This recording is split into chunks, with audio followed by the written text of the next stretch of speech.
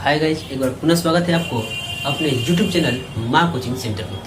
तो जैसा कि मैंने पिछले वीडियो में कहा था कि मैं 9th क्लास का चैप्टर वाइज NCERT सॉल्यूशन कराऊंगा, तो आज हम लोग वही करने वाले हैं। क्लास 9 लेसन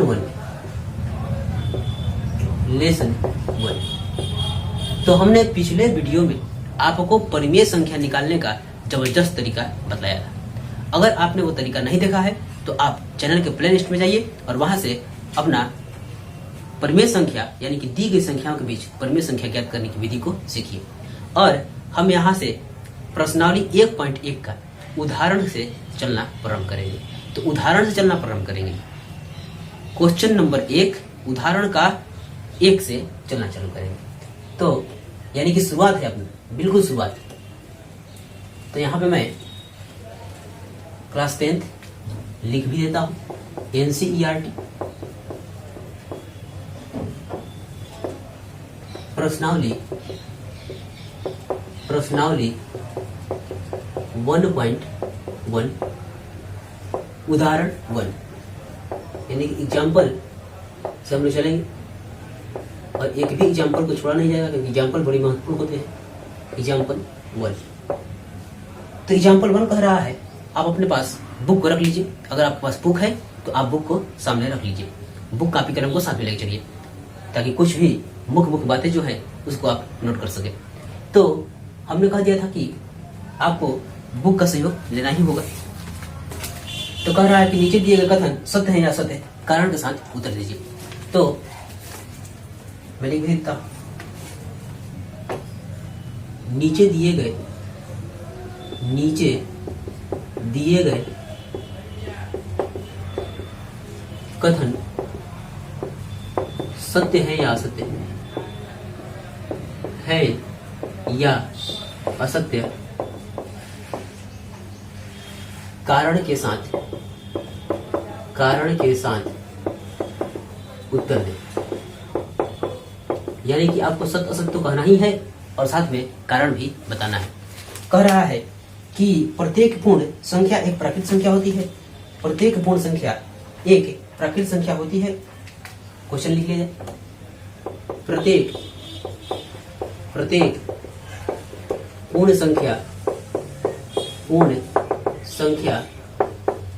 एक प्राकृतिक संख्या होती है। तो देखते हैं होती है कि नहीं। फिर से गौर कीजिए। प्रत्येक पूर्ण संख्या किससे करते थे हम लोग? W से। तो शून्य सहित यानी कि शून्य को शामिल कर लेंगे किसमें? प्राकृतिक संख्या में, तो वो पूर्ण संख्या करा देती। तो ये कह रहा है कि जितने भी पूर्ण संख्या है सभी को आप प्राकृतिक संख्या कह दीजिएगा। कैसे कह देंगे भाई? कैसे कह देंगे? शून्य जो है वो पूर्ण संख्या है लेकिन प्राकृतिक संख्या है क्या? नहीं ना। तो ये बात जो है झूठ बोल रहा है यानी कि असत्य है। आंसर हो जाएगा असत्य।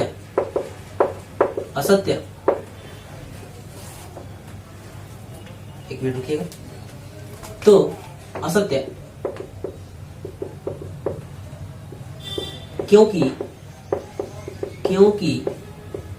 शून्य एक पूर्ण संख्या है, लेकिन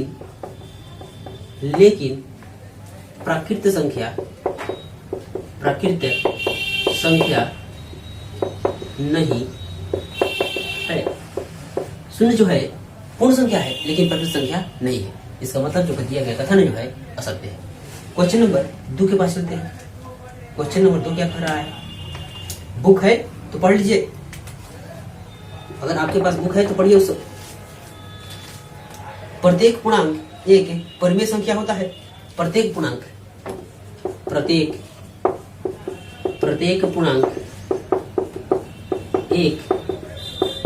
परिमेय संख्या होती है। तो देखिए, तो प्रत्येक पूर्णांक याद करा देता हूं।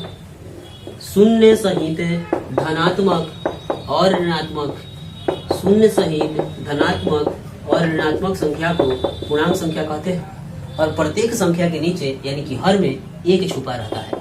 तो देखिए तो एक छिपा हुआ है और परिमेय संख्या कह रहा था if a number written in form of p by Q, यानी कि जो संख्या जो है p बटा q के रूप में लिखी रहेगी तो परिमेय संख्या कहलाएगी if q equal to not zero, यानी कि नीचे वाला जो है शून्य नहीं होना चाहिए। तो कहीं पे नीचे शून्य है नहीं है, इसका मतलब जो है ये बात बिल्कुल सत्य बोल रहा है।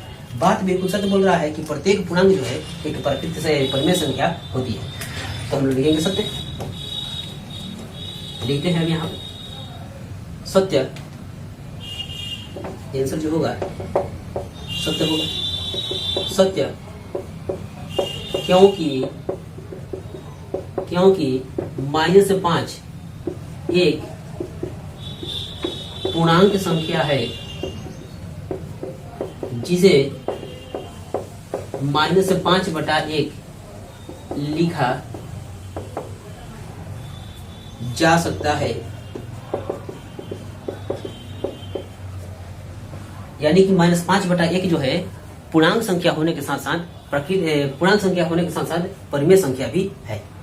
इसको नोट कर लीजिए, ऊपर मैं मिटाने वाला हूं अभी।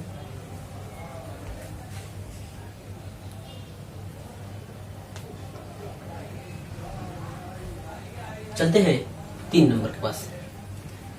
3 नंबर क्या कह रहा है, यानी कि उदाहरण नंबर 1 का ही 3 है।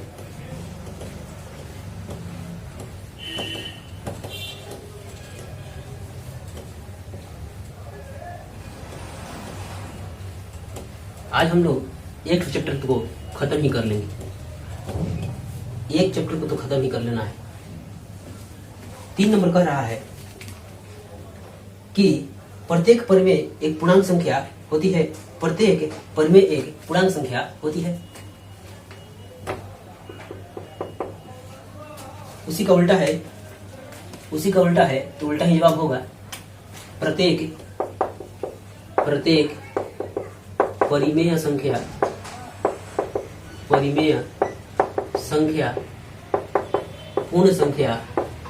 पूर्णांक संख्या होती है। पूछ रहा है हम लोग से, हाँ हम ही लोग से पूछ रहा है कि प्रत्येक परिमेय संख्या एक पूर्णांक संख्या होती है। तो देखिए कुछ नहीं करना है, वही तो है। यहाँ पे हमने इस तरह से लगा लिया 0 1 2 3 4 और इधर माइनस चलेंगे, -1 -2 -3 -1। अभी हमने सभी संख्याओं को पूर्णांक संख्या के रूप में लिखा है, तो सबके नीचे एक एक छिपा हुआ है, एक एक छिपा हुआ था।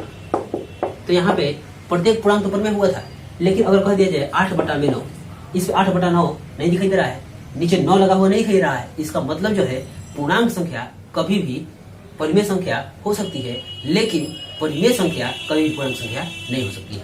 तो इसको मैं रफ कर लेता हूँ और ये जो बात लिखे हैं इसका जवाब मैं देता हूँ, क्योंकि ये बात असत्य है, गलत कथन है।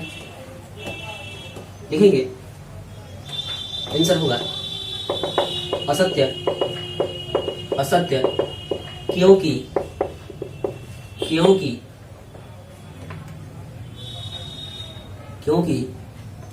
5/, दूसरा क्वेश्चन के लिए 9 एक पूर्णांक संख्या एक परिमेय संख्या है,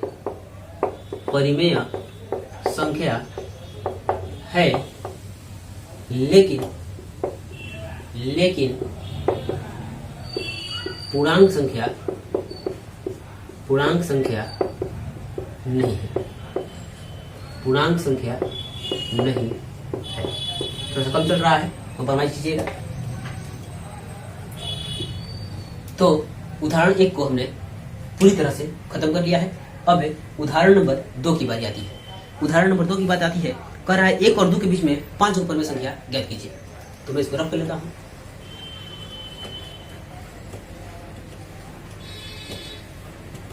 बिल्कुल समझ में आएगा।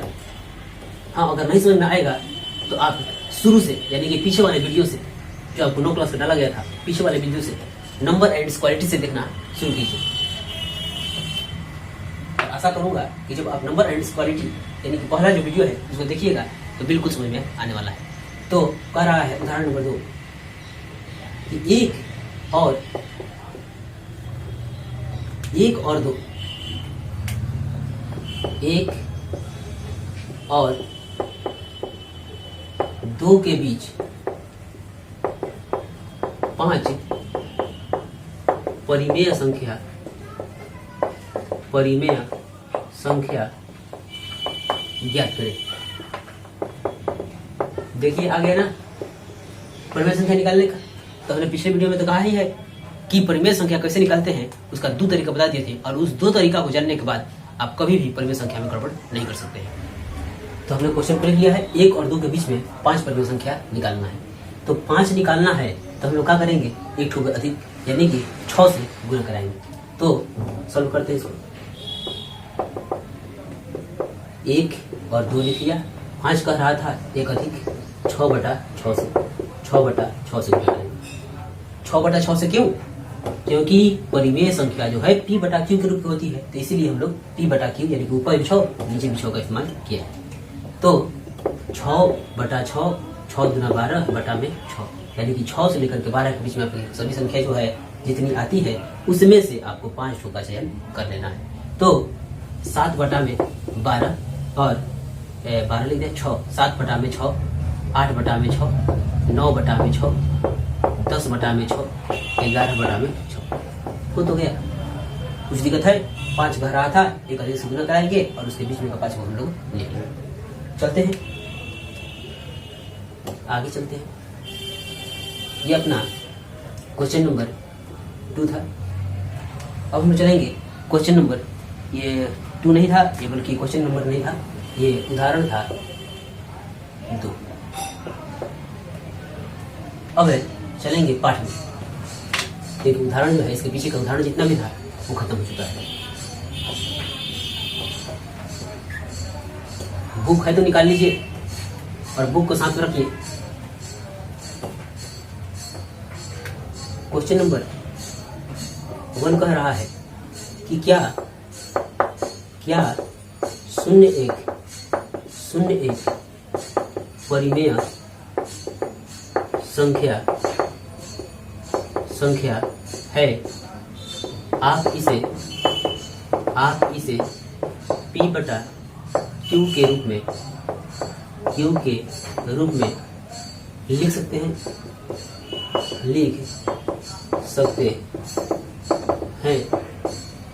जहां q = हो।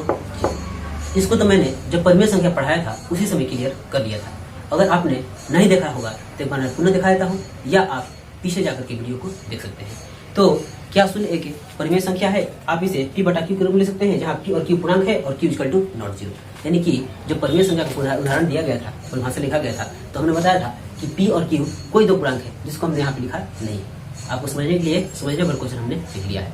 तो देखिए आपको शर्त कौन लगा रहा है, p लगा रहा है शर्त, क्या नहीं, शर्त कौन लगा रहा है, q। यानी कि ऊपर आप जो इच्छा वो लिख सकते हैं, लेकिन नीचे 0 नहीं लिखना है। तो लिखेंगे आंसर इसको डाल देते हैं कि हाँ 0 1 परिमेय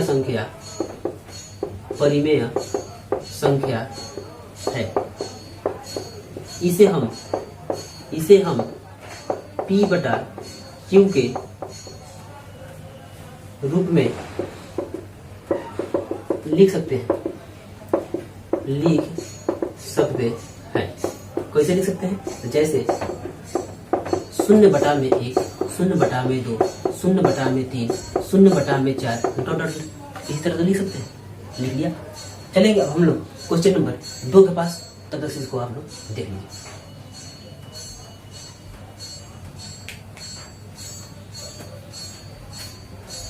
अब चलेंगे क्वेश्चन नंबर 2 क्या कह रहा है। जो भी कहेगा बिल्कुल धीरे धीरे उसको बना लिया जाएगा और समझ कर बना लिया जाएगा।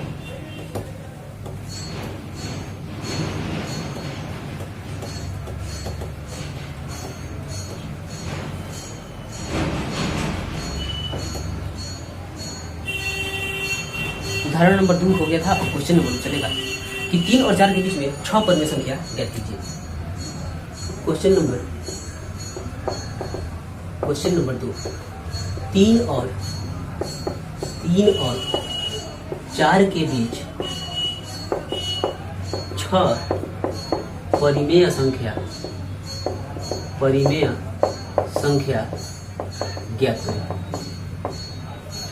कुछ नहीं करना है, 6 ठो निकालना है तो एक ठो अधिक 7 से गुना करेंगे। 5 को निकालना था तो कितना से गुना किया, 6 से गुना किया। अब 6 को निकालना है तो 7 से गुना करेंगे। तो देखिए सोल्यूशन इसका, सोल्यूशन देखिए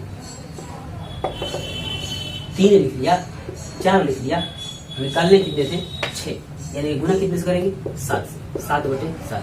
इसमें भी 7/7, 100 का 21 और ये 7 7 चौक 28 और बटा में 7।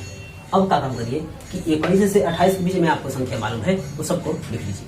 तो लिख लेते हैं, कौन कौन से हो जाएंगे देखिए, तो कौन कौन से हो जाएंगे 22 बटे में 7, 23 बटे में 7, 24 बटे में 7, 25 बटे में 7, 26 बटे में 7, 1 2 3 4 5 और 6 का रहा था तो वो लिख लीजिए 27 बटे में 7 लिख लिया। कुछ दिक्कत हो रहा है?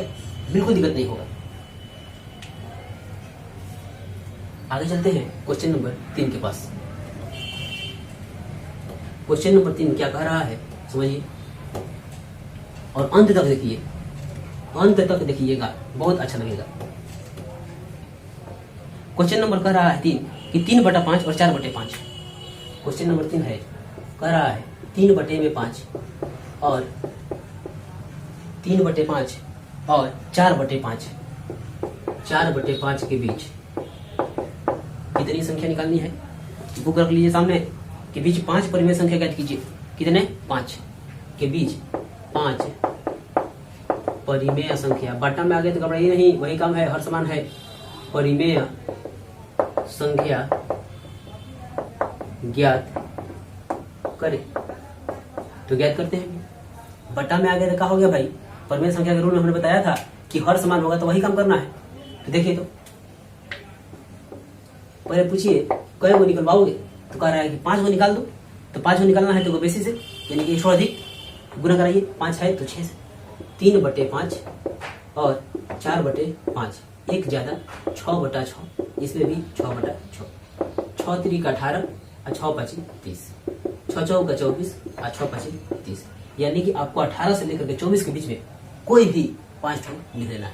तो देखिए, तो 18 के बाद क्या आता है 19/30, 20/30, 21/30, 24/30, 22/30 और 23/30। कब निकालना था 5, 1 2 3 4 5 निकाल तो लिया। कुछ दिक्कत है? देख लीजिए एक बार प्लीज। अब मैं इसको रफ कर देता हूँ और चलते हैं उदाहरण नंबर क्वेश्चन नंबर 4 के पास। क्वेश्चन नंबर 4 क्या कह रहा है देख लिया जाए, उसकी बातों को पढ़ लिया जाए। क्वेश्चन नंबर होगा 4, बुक को सामने रखिए। 4 कह रहा है नीचे दिए गए कथन सत्य है या असत्य है, कारण के साथ उत्तर दीजिए। सत्य असत्य चुनना है, सही है या गलत। नीचे दिए गए कथन, नीचे दिए गए कथन,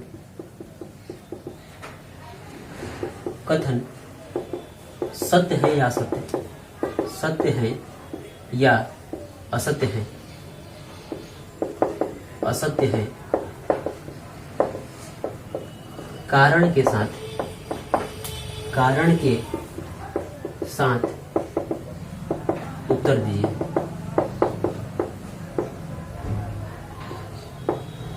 कारण के साथ उत्तर दीजिए भाई, कारण बताना है तो क्यों, नहीं है तो क्यों। प्रत्येक प्राकृतिक संख्या एक पूर्ण संख्या होती है। क्वेश्चन कह दिया 1 नंबर इसका कि प्रत्येक प्राकृतिक संख्या एक पूर्ण संख्या होती है। पूछ रहा है हमसे कि क्या प्रत्येक परिमेय संख्या की, हाँ, प्रत्येक प्राकृतिक संख्या एक पूर्ण संख्या होती है। तो होती है कि नहीं होती है, इसको जानने के लिए आप एक बार 2 बार याद कर लीजिएगा, ये नहीं होगा। एक बार 2 बार याद कर लीजिएगा, इससे कोई मतलब नहीं है। इसको आपको समझना पड़ेगा और हमेशा के लिए दिमाग में छाप डालना होगा कि हम कभी भी भूल ना पाए, इसको कभी भी भूल ना पाए, ऐसा हम लोग को लिखना होगा। तो देखिए, जवाब देने से पहले यहाँ पे देखिए, तो प्राकृतिक संख्या का आप n से लिख देते हैं 1 2 3 4 5 6, इतना ही तक लिखता हूँ, डॉट डॉट कर देता हूँ आगे। और W पूर्ण संख्या बराबर ये है प्रकृति, ये है प्रकृति और ये है पूर्ण। W बराबर 0 1 2 3 4 5 डॉट। तो अब एक बात आपसे मैं पूछना चाहूंगा कि देखिए कि इसमें का सभी व्यक्ति जो है, सभी अंक इसमें पाए जा रहे हैं, लेकिन इसमें का प्रत्येक व्यक्ति इसमें पाया जा रहा है, नहीं पाया जा रहा है। फिर से इसमें का प्रत्येक व्यक्ति तो इसमें है, लेकिन इसमें का प्रत्येक व्यक्ति इसमें नहीं है। इसका मतलब जो है प्रत्येक प्राकृत संख्या पूर्ण संख्या हो जाएगी, लेकिन प्रत्येक पूर्ण संख्या प्राकृत संख्या नहीं होगी। अब तो समझ में आ गया होगा। तो हम लोग का दिया गया कथन जो है सत्य है, क्योंकि कह रहा है कि प्रत्येक प्राकृत संख्या, ये जितना भी प्राकृत संख्या है इस पूर्ण संख्या में है तो सही है। तो लिखेंगे सत्य, आंसर हो जाएगा सत्य, क्योंकि 5 1 किसी अंक को मान लीजिए 6 एक प्राकृत संख्या है और पूर्ण संख्या भी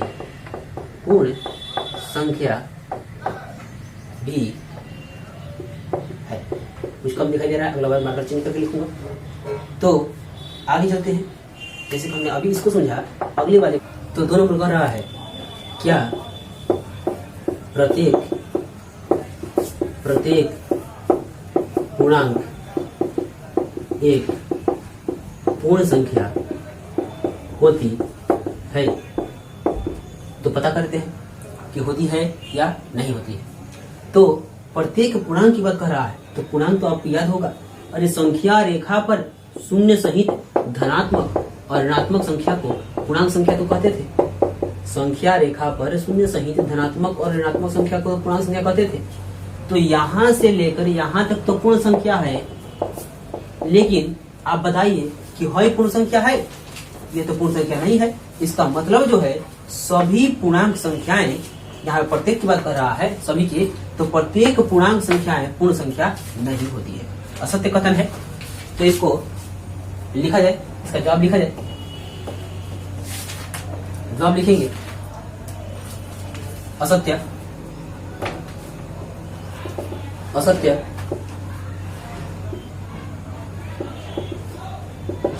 क्योंकि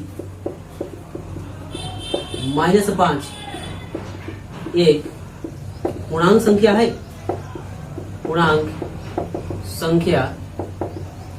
है, लेकिन पूर्ण संख्या नहीं है।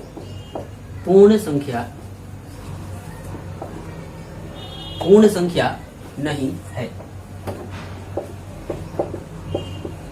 क्वेश्चन नंबर 3 के पास चलते हैं।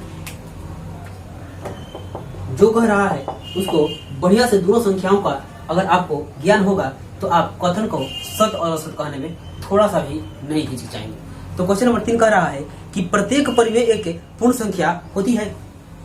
प्रत्येक परिमेय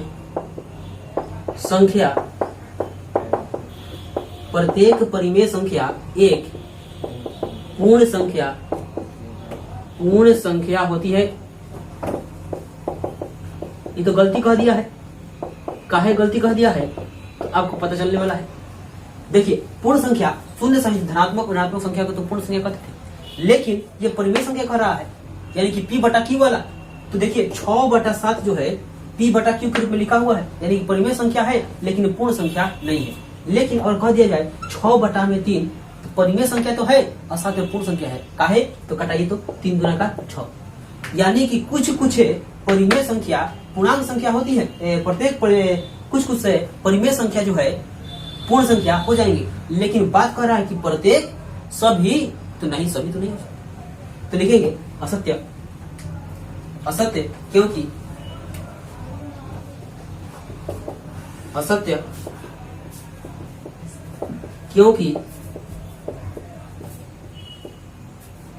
4/6 एक परिमेय संख्या है, लेकिन पूर्ण संख्या नहीं, पूर्ण संख्या नहीं है।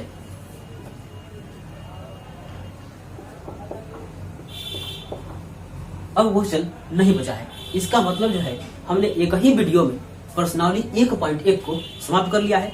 जब हम लोग अगले बार वीडियो में आएंगे तो प्रश्नावली 1.2 वो भी उदाहरण से चलेंगे। तो मिलते हैं अगले वीडियो में।